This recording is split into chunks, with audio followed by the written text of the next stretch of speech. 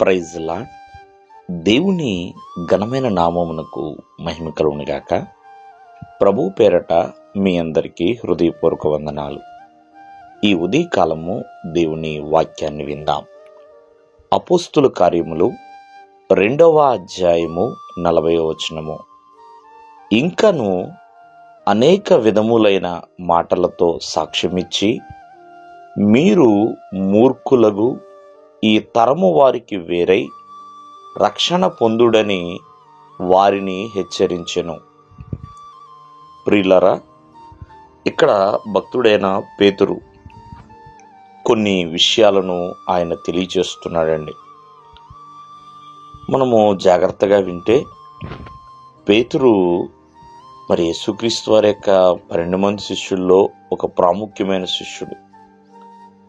మరి ఎంతోమంది రక్షణ పొందడానికి, మరి ఎంతోమంది ప్రభువుని విశ్వసించడానికి పేతురు దేవుని చేతిలో బలమైన ఆయుధమండి. చదువు లేకపోయినా తను దేవునిలో కలిగి ఉన్న కమిట్మెంట్ను బట్టి ఎంతో ఘనమైన పరిచర్య ఆయన చేయగలిగి ఉన్నాడు.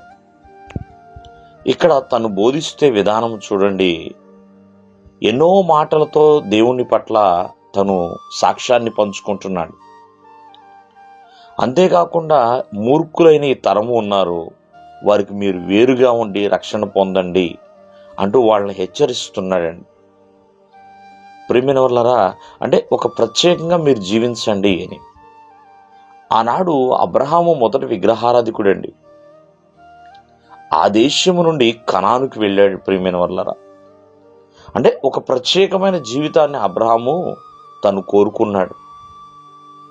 అటువలే నోవాహు కాలంలో కూడా ఎంతోమంది మాట వినని వంకర ప్రజలు ఉన్నారండి. మరి నోవాహు వారి మధ్యలోనే ఉన్నాడు, కానీ ప్రత్యేకంగా జీవించాడు. నిర్దోషిగా, నీతిమంతుడిగా తను బ్రతికున్నాడు. ప్రియమైన వాళ్ళరా, ఒక మాటలో చెప్పాలంటే మరి ఆనాడు రూతు కూడా మోయాబు నుండి బెత్లెహేము అనే ఆశీర్వదించబడిన స్థలానికి వెళ్ళిందండి. ప్రత్యేకంగానే తను బ్రతికింది. కావున ప్రభువును నమ్మిన వారు ఎప్పుడు కూడా ప్రత్యేకమైన వారు. అటువంటి ప్రత్యేకమైన జీవితాన్ని మనం ఉండాలి. ఈ లోకములో ఉంటున్నాం కదా, మన చుట్టూ పాపం ఉంది కదా అంటే పాపంలో బ్రతకమని దేవుడు చెప్పటం లేదండి. నేను పరిశుద్ధుడిని, మీరు కూడా పరిశుద్ధులై ఉండండి అని దేవుని యొక్క వాక్యం సెలవిస్తుంది. ఎందుకంటే నువ్వు నమ్మిన దేవుడు పరిశుద్ధుడు. దేవుడు మిమ్మల్ని ఆశీర్వదించును గాక. ఆమేన్.